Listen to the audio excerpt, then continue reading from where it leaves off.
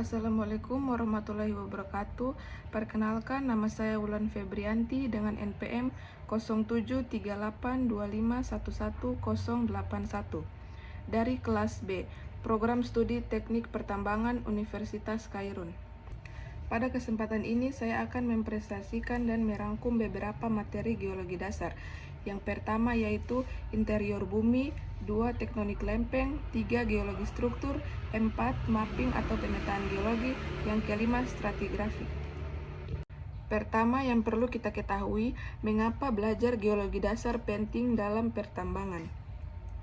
Geologi dasar penting untuk 1. Eksplorasi penemuan cadangan mineral melalui pemetaan geologi, survei geofisika, dan analisis geokimia. 2. Perencanaan tambang. 3. Keselamatan operasional dan manajemen resiko. Yang keempat, evaluasi kelayakan ekonomi. Baik, materi yang pertama yaitu interior bumi. Interior bumi terdiri dari 1. Inti bumi atau inner core, terletak di kedalaman 2883 km sampai ke pusat bumi. 2. Inti luar atau outer core adalah lapisan cair di dalam bumi, terletak di antara mantel dan inti bumi. Sebagian terdiri dari besi dan nikel cair yang sangat panas. Yang ketiga, mantel, yaitu lapisan yang menyelubungi inti bumi. Keempat, kerak bumi atau crust, yaitu litosfer atau kulit terluar bumi. Materi yang kedua yaitu tektonik lempeng, hipotesa pengapungan benua. Alfred Wegener melalui bukunya yang itu The Origins of Ocean and Continents mengatakan, benua yang ada saat ini dulunya bersatu, dikenal sebagai superkontinen atau yang bernama Pangea. Pangea atau superkontinen diduga terbentuk 200 juta tahun lalu, kemudian terpecah-pecah menjadi bagian lebih kecil dan bermigrasi ke posisi yang sekarang.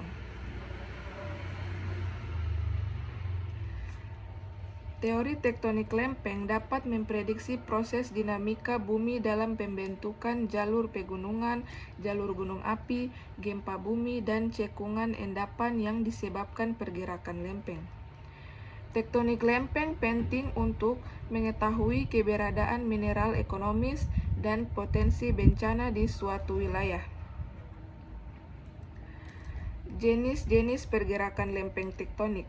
1. Divergen, yaitu 2 lempeng bergerak saling menjauh. 2. Konvergen, yaitu 2 lempeng bergerak saling mendekati. Ketiga, transform, yaitu 2 lempeng saling berselisih. Tempat 2 lempeng saling bertabrakan disebut zona subduksi atau cincin api, menyebabkan satu lempeng menunjam ke bawah dan masuk ke mantel bumi, memicu gempa bumi, aktivitas vulkanik, gunung berapi, dan palung laut. Yang ketiga, geologi struktur. Geologi struktur yaitu bentuk perubahan pada batuan akibat gaya-gaya dari dalam bumi atau tektonik. Geologi struktur penting untuk 1. Identifikasi potensi bencana, 2. Kestabilan suatu kawasan, 3. Cebakan mineral. Geologi struktur meliputi struktur primer, yaitu terbentuk bersamaan dengan pembentukan batuan. Pada batuan beku, struktur masif, skoria, dan amigdaloidal. Batuan sedimen, yaitu struktur berlapis dan tidak berlapis. Batuan metamorf, yaitu foliasi dan non-foliasi. 2. Struktur sekunder atau kekar join, lipatan sesar, dan sesar mempengaruhi gempa bumi. Yang keempat, mapping atau pemetaan geologi. Peta geologi yaitu peta yang menggambarkan garis, simbol, dan warna untuk menggambarkan sifat dan distribusi satuan batuan dalam suatu area. Peta geologi penting untuk 1. Mengembangkan pemahaman teoritis tentang geologi dan sejarah suatu daerah. 2. Penting untuk aplikasi seperti zonasi, rekayasa, dan penilaian bahaya. 3.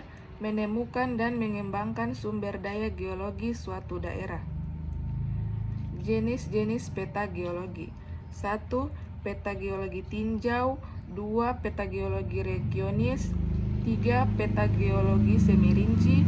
4. Peta geologi rinci atau detail. Komponen peta geologi. 1. Geologi map atau peta itu sendiri. 2. Map legend atau legenda keterangan simbol pada peta. 3. Geologi cross atau penampang geologi wilayah. Yang kelima, stratigrafi. Stratigrafi adalah studi mengenai sejarah, komposisi, dan umur relatif, perlapisan tanah, dan interpretasi lapisan batuan untuk menjelaskan sejarah bumi. Tujuan stratigrafi. 1. Memahami sejarah geologi suatu area. 2. Menentukan lingkungan pengendapan atau paleoinformation. Yang ketiga, mengidentifikasi potensi sumber daya geologi, seperti minyak, gas, dan air tanah. Cabang utama geostratigrafi, yaitu lithostratigrafi, yaitu menggunakan ciri fisik seperti warna, tekstur, dan komposisi mineral.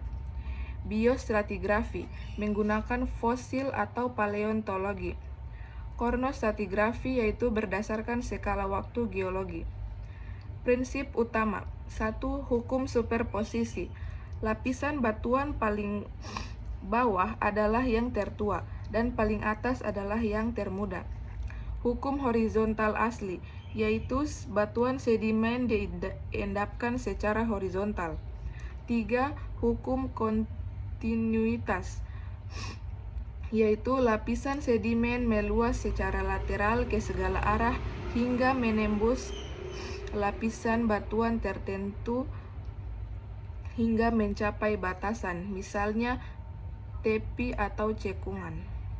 Baik, sekian rangkuman dari materi geologi dasar. Terima kasih. Wassalamualaikum warahmatullahi wabarakatuh.